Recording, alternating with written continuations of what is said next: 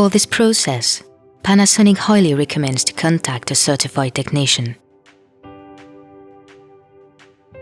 In the cloud adapter, you may find all the necessary to make your smart cloud hardware connections. With the help of a flathead screwdriver, lever up the cover by inserting it into the slot located on the top of the unit.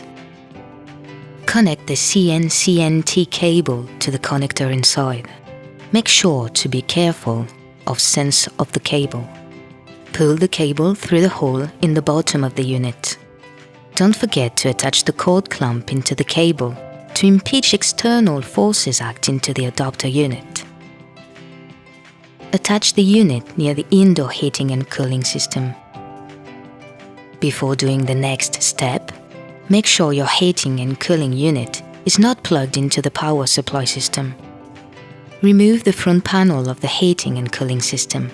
Then connect the cable on the circuit board. Once your system is plugged again into the power supply, the power LED green light will turn on. Now, the cloud unit is ready to connect to a LAN or wireless network. Panasonic.